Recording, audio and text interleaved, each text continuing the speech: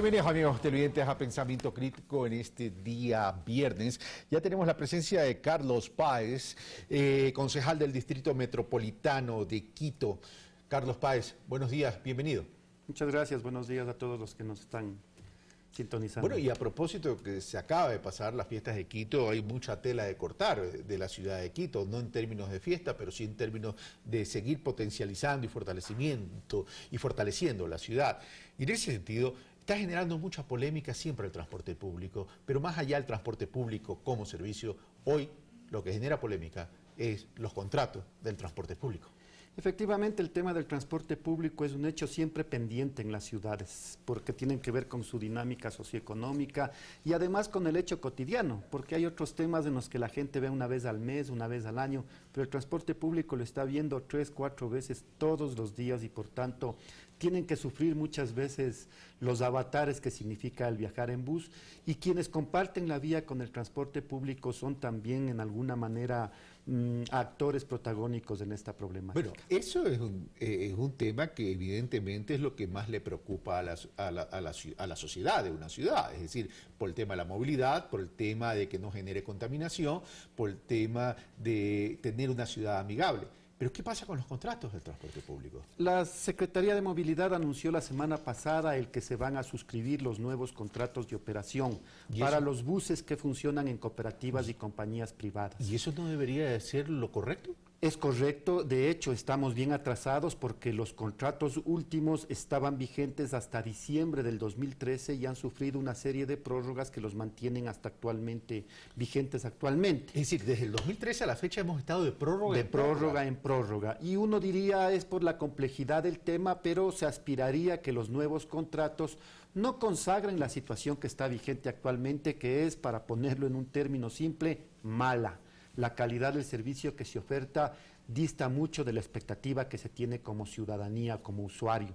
Y por tanto nosotros lo que hemos planteado es que esta oportunidad debe ser aprovechada para atender una cancha distinta que promueva un modelo contractual que ensarte al servicio público dentro de un proceso de mejoramiento continuo. Sería demagógico decir que la firma del contrato de la noche a la mañana corrige todos los problemas. A ver, de lo que me estás diciendo... Pero es sensato decir que se pueden ir mejorando paulatinamente en el tiempo. A ver, siempre las cosas deberían ser perfectibles, pero cuando ya hablamos de un contrato, en un contrato hay obligaciones de las partes, y en ese sentido, si yo no establezco en el contrato los procesos de mejoras continua, no tengo la obligación de hacerlo, por tanto es conveniente que eso conste en el contrato. Ese es uno de los temas que yo he puesto en el tapete de la discusión, he señalado, porque además estos contratos son 10 años de vigencia. Esto quiere decir que comprometen en mucho la política pública sobre transporte en esta administración municipal, en la siguiente y en la que vendrá luego. A ver, ¿tu preocupación es que no consten estos procesos de mejoramiento continuo? Esto es lo que yo estoy planteando. ¿Esa es la preocupación? Sí, que conste un proceso de mejoramiento continuo que se exprese de manera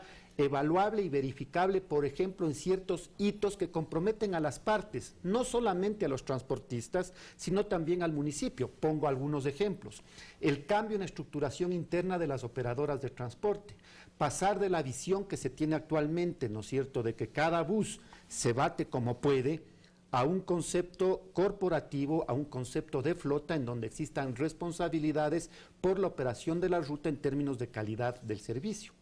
Por ejemplo, que el municipio, como administrador del sistema, instaure un mejor mecanismo de pago del pasaje a través de lo que se llama la tarjeta inteligente, que permitiría tener mejor información, reducir los niveles de evasión y facilitar el acceso por parte de los usuarios. Para Carlos Páez, que es concejal del Distrito Metropolitano de Quito, si tiene esta inquietud, me lleva a una preocupación mayor.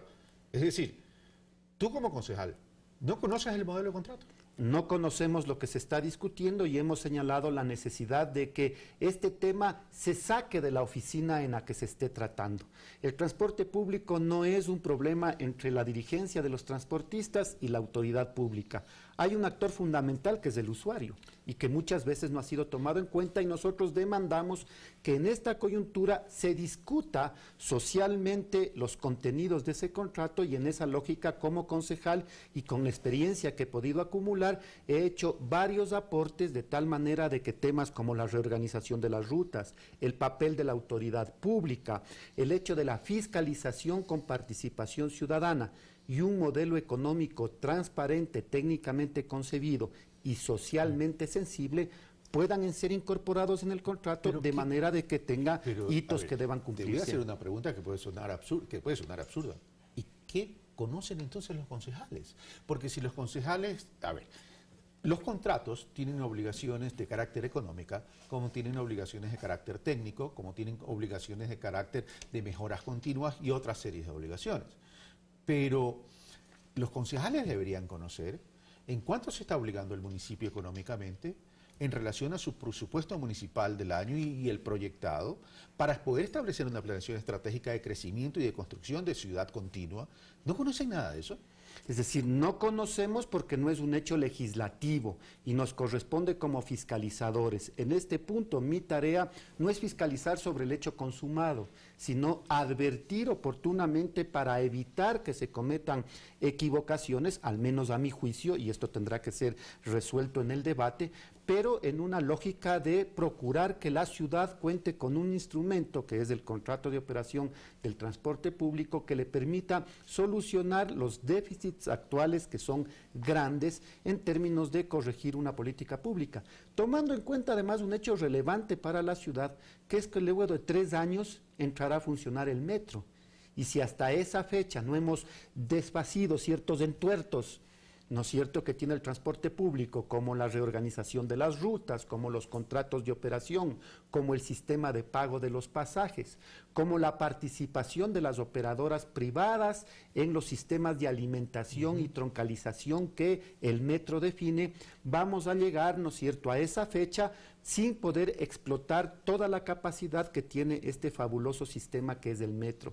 Por tanto, insisto, nosotros demandamos la información, y en este punto, no fiscalizando el hecho consumado, sino aportando positivamente en términos de que antes de que se firmen esos contratos, se promueva este debate de tal manera de que ese instrumento sea un instrumento lo mejor posible y no consagre lo que lamentablemente tenemos en la actualidad. Ahora, cambiando de tema, que tiene que ver con las ciudades también, el tema de la especulación del suelo. Se ha vuelto a poner en la palestra la necesidad de luchar contra la especulación del suelo, y hay un proyecto de ley en ese sentido, lo que antes se llamaba Ley de Plusvalía, hoy se llama Ley contra la especulación del suelo. Para algunos sectores, sobre todo empresariales y sobre todo el tema inmobiliario, se habla de que eso va a frenar la inversión.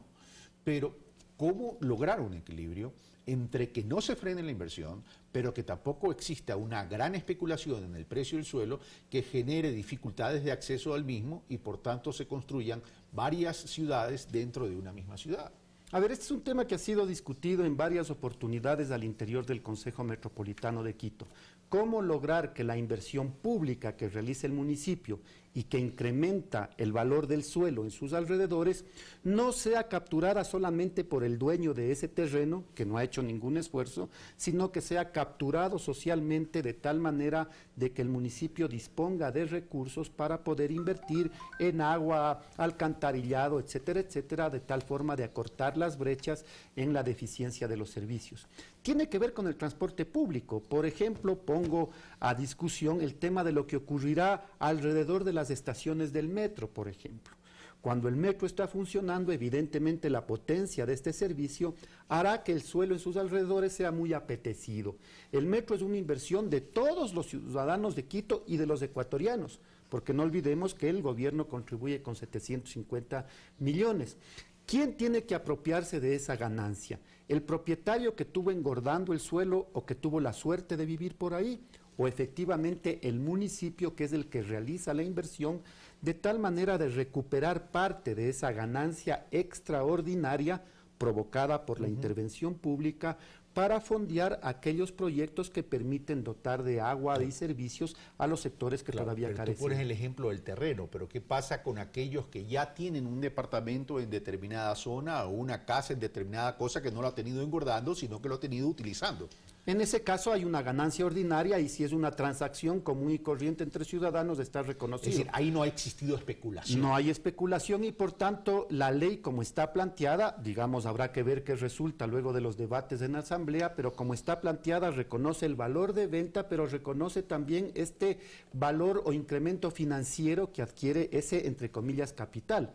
En las fórmulas que están planteadas en la ley, reconoce que el valor de venta se ve magnificado por lo que ese capital o esa plata hubiese ganado como interés puesta en un banco. Y adicionalmente reconoce 24 salarios básicos o remuneraciones mensuales unificadas que se llaman ahora como margen de ganancia ordinaria. Esta ley lo que apunta es, primero, en la segunda compra. No es en la segunda transacción, no es en la segunda primera venta más. Es decir, si el propietario que ahora, y esto es un engaño y una cosa que no se aclara, quien vive al lado de la estación del metro y vende, tiene que pagar tributos conforme está vigente en la actualidad. Es al que compra ese suelo para un desarrollo inmobiliario futuro el que tiene que incorporar esta nueva versión de la captura social de la ganancia extraordinaria.